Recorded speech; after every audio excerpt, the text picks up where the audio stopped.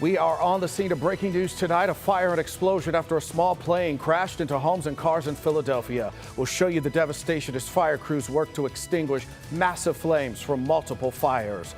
Also at 10, we have new developments in the deadly D.C. plane disaster. Black boxes recovered from both aircrafts. Efforts continue to recover remains and identify victims, all as the FAA takes action to reduce mid-air collisions around Reagan National. Plus, Sanchez then began pushing his cart toward the exit. When he turned around, walked a few steps back and shot Annie additional times as she lay on the floor. Grim and tragic details about the timeline before and during Monday night's deadly Martin's supermarket shooting in Elkhart. What we learned about the shooter's motive. First, fast, accurate. You're watching WSBT 22 News on Fox with John Paul and Juliana Ferfari. And we begin with breaking news. First on Fox tonight, a medevac jet with 6 people on board crashed into a Philadelphia neighborhood. We're learning a pediatric patient and 4 escorts on board were Mexican nationals in the U.S. for medical care. The plane was on its way to Missouri for fuel before heading to Tijuana. Now, we are getting stunning new video into the newsroom of the moment the small plane crashed near Roosevelt Mall in Northeast Philadelphia. This is dash cam video showing the jet falling out of the sky, then bursting into flames immediately after crashing, and a huge fireball erupting from that crash. And take a look at this doorbell camera, also capturing the terrifying moments the plane plunged from the sky. Now, initial data indicates the plane reached just 1,600 feet shortly after takeoff before the crash, falling from the sky at more than 100 miles per hour. Philadelphia's mayor saying several homes and vehicles were impacted. As of right now, we have no reports on the number of fatalities. So right now we're just asking for prayers for any and everyone who may have been affected. We are staying on top of this deadly plane crash in Philadelphia tonight on air and online at WSBT.com. Now at 10, chilling new details about what led up to Monday's Martin's supermarket shooting. The shooter killed 2 people before dying at a shootout with police. 2 officers wounded and are out of the hospital. WSBT 22's Ann Lurie was at a news conference where the Elkhart County prosecutor shared the Martin's employee's heartbreaking and violent encounter with the shooting suspect, who had a history of interest in young females. First, we want to warn our more sensitive viewers at home watching. Details in this story are disturbing. We're now learning about the motive behind the man who opened gunfire in a peaceful Martin's Monday night and the disturbing details investigators have learned about him in the days since. Although this investigation into what motivated Juan Sanchez to attack in our community is still ongoing, a picture is emerging that prompts me to want to remind everyone how important it is to be aware of your surroundings. The prosecutor says investigators believe 54-year-old Juan Sanchez was looking for a victim. Sanchez was at the store buying beer and wine, observing other young females along the way, according to Becker. He headed to self-checkout and scanned the first alcoholic beverage. Becker says 19-year-old employee Anna Sue Rocha, known as Annie to her friends and family, took Sanchez's ID back to her register. Then as she brought the ID back to return it, he removed a gun from his coat pocket. He then grabbed her wrist and tried to lead her toward the exit. Another female customer in self-checkout saw what was happening and reported it to a nearby manager. When that manager confronted him, Sanchez said, quote, "She needs to listen to me or I will kill her." The prosecutor says the encounter allowed Rocha to step back. That's when Sanchez shot and killed her, the manager shouting for everyone to run as Sanchez began firing toward the manager and others headed for the exit.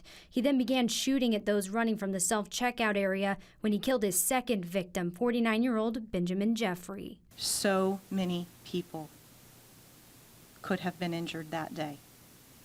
And but for the bravery of the Martin's employees and the quick reactions that occurred, which I will attribute to the active shooter training that Martin's provides to its employees, I believe lives were saved. But it was too late for Annie and for Ben. As he headed toward the exit, Sanchez stopped to shoot Rocha's body numerous additional times before leaving. He pushed his cart out of the exit and ended up across the street. Police encountered Sanchez shortly after, where there was an exchange of gunfire that killed Sanchez and injured 2 officers. Investigators say Sanchez was significantly drawn to young females and that he had recently had some changes in his personal life that, quote, eroded whatever prior self-regulation he may have had.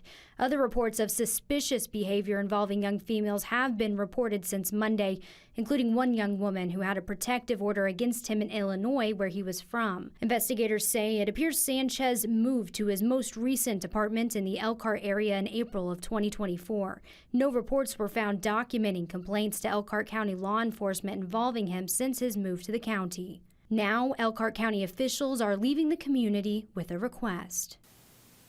Out of respect for all that have experienced this unspeakable trauma and are trying to navigate the emotions and the circumstances of being exposed to this, to stop spreading gossip, rumors, and information that is second, third, fourth hand. The prosecutor couldn't share much on the officers who were released from the hospital this week, but says this should serve as a reminder to everyone to be aware of your surroundings. In Elkhart, Ann Lurie, WSBT 22 News. Now, 10 family members of 18-year-old Fernanda Leon, who was shot and killed last Sunday at Elkhart, talking to WSBT 22. WSBT 22's Asher Bookspan spoke with her brother, who shared his frustration, saying that they've gotten no answers from Elkhart police. On Sunday, January 26, Elkhart police responded to calls of gunshots near 6th Street in Hively. That's where they found Fernanda Leon unconscious with gunshot wounds. Leon died after being transferred to a local hospital, leaving her family grieving and searching for answers. I couldn't believe it. It was awful, you know. Losing my smallest sister, she's the smallest, and especially in the way that it happened.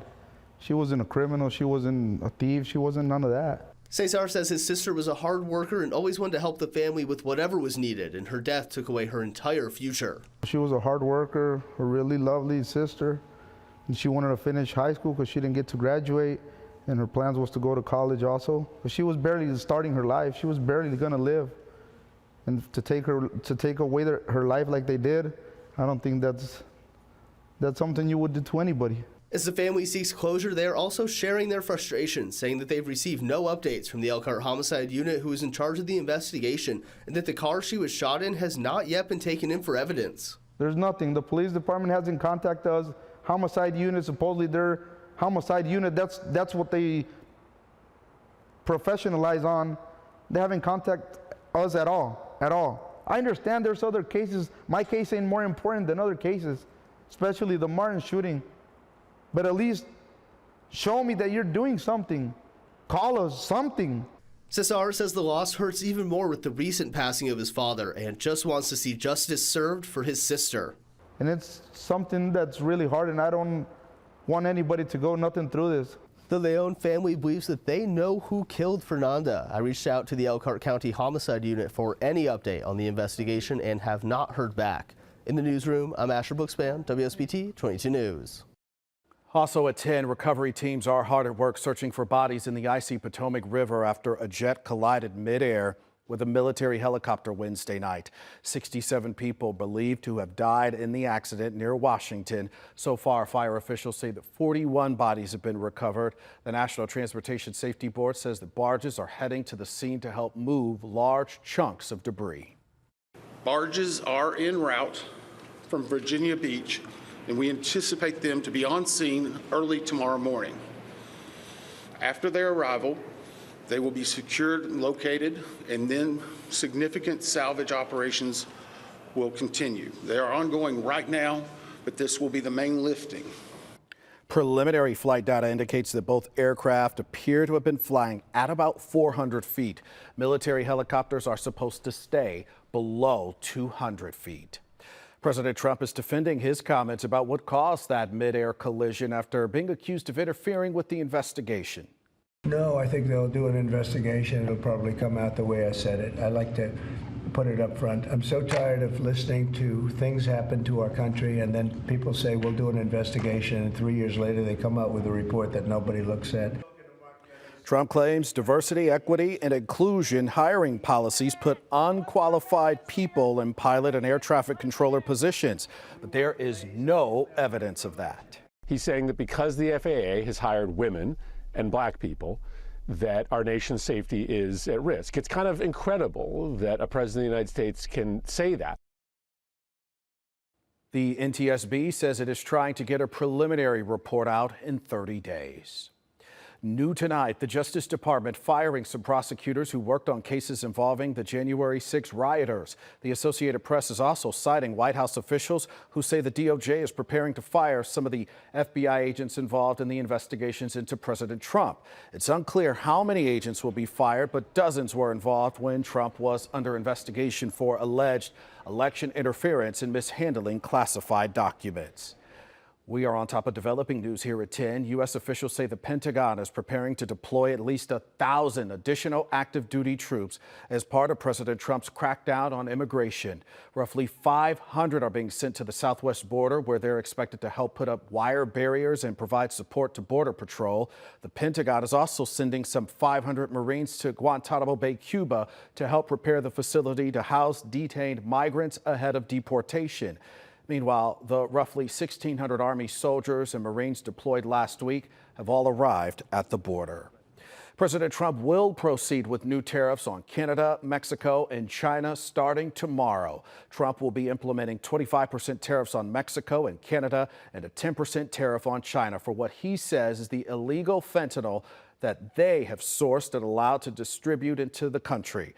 We will have much more coming up on how this will impact you coming up in our next half hour of news. New at 10, Knollwood Country Club in Granger will soon have a new owner. A notice was sent to club members this afternoon announcing the upcoming change in leadership to Ohio Sports Entertainment. There will be a 3-month transition period between owners. Gift card and credit balances will transfer as the change takes place.